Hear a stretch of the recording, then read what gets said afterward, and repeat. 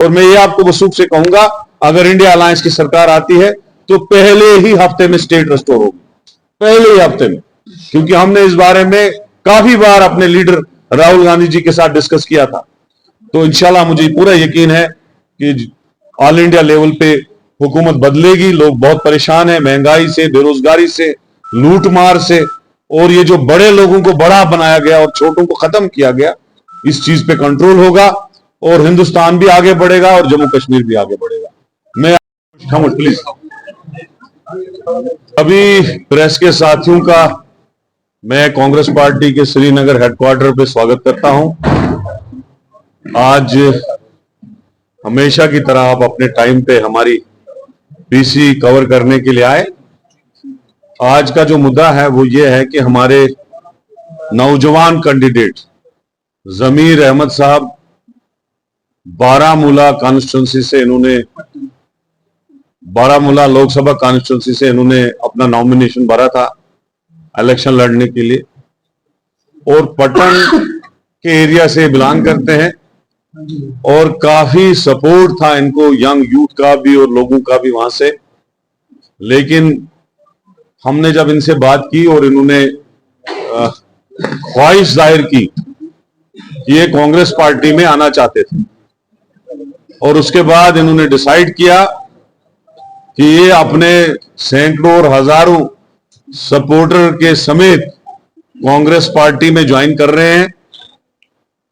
और कांग्रेस पार्टी, चूंकि आपको पता है कि कश्मीर की तीनों सीटों पे कांग्रेस पार्टी नेशनल कॉन्फ्रेंस के कैंडिडेट्स का सपोर्ट कर रही है, और बारामूला कुपवाड़ा जो कॉन्स्टिट्यूंसी है वहां पे जनाब उमर अब्दुल्ला साहब इलेक्शन लड़ रहे हैं।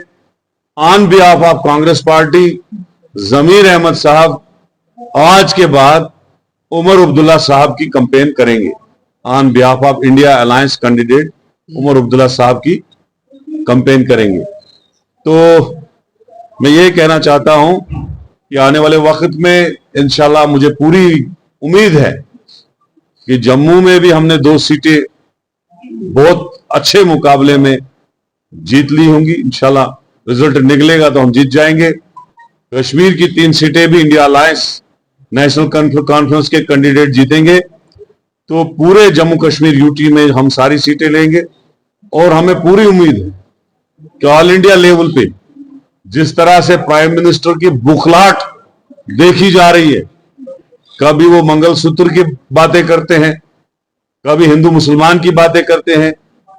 कल को तो अजीब ही बात सामने आई, जो लोग मोदी जी के सपोर्टर हैं, जिनका 15 लाख करोड़ उन्होंने कर्जा माफ किया, जिनको हिंदुस्तान के सारे बड़े बड़े ठेके 10 सालों में दिए, उनकी बात की कि कहा कि टेम्पू में उन्होंने कांग्रेस को पैसे दिए।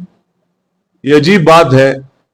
जो बीजेपी कांग्रेस पार्टी का 250 करोड़ का अकाउंट में सीज कराए, जो हमने चंदा करके जमा किया था पार्लियामेंट इलेक्शन के लिए,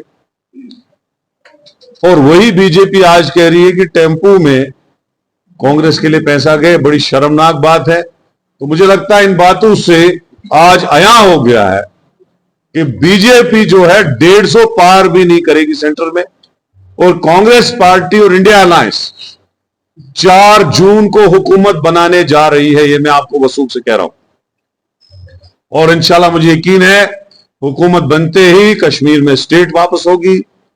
यहां के जो भी प्रॉब्लम मुश्किलात है, अनएम्प्लॉयमेंट है, डेवलपमेंट के मसले हैं, हिरासमेंट है, मुलाजमों को हिरासमेंट है, हमारे फ्रूट ग्रोवर का इशू है, किसानों का कर्जा है, इन सब को हम रिड्रेसल करेंगे। और जहां तक बिजली का मसला है, स्मार्ट मीटरों को फेंकने की बात हमने की थी और इंशाल्लाह हम उस वादे पे कायम हैं। तो ये सारी चीजें हम करेंगे। और जो प्रोटेक्शन जम्मू कश्मीर में खोई है 370 के बाद, जिसमें जॉब्स की प्रोटेक्शन थी, जैसे 1927 में हमको महाराजा ने स्टेट सब्जेक्ट दिया था, और वो स्टेट सब्जेक्ट 3 चीजों के लिए था। एक, जॉब की प्रोटेक्शन, जब भी कोई नौकरी का फॉर्म भरता है उसको स्टेट सब्जेक्ट लगाना पड़ता था साथ। दूसरा, जमीन की प्रोटेक्शन, अगर कोई भी आदमी किसी से जमीन खरीदता था तो स्टेट सब्जेक्ट साथ में लगता था, और वो बाहर वाले आदमी को होता नहीं था। तीसरा culture protection. Culture protection must है, जिसमें हमारा कश्मीरी कल्चर, डोगरा कल्चर, गुजर कल्चर, पहाड़ी कल्चर, सरदार, ईसाई, जितने भी यहां ये जो तबके रहते हैं जम्मू कश्मीर में, उनकी कल्चर की प्रोटेक्शन की बात है। इंशाल्लाह कांग्रेस आएगी, इन तीनों चीजों पे हम काम करेंगे। इसमें हमने ऑलरेडी जो है रेजोल्यूशंस पास किए हैं। प्रदेश कांग्रेस कमेटी की एग्जीक्यूटिव मीटिंग हुई थी, वहां भी किया है। CWC में भी हमने इसमें एक रेजोल्यूशन पहले ही बनाया था। तो ये कांग्रेस काम करेगी।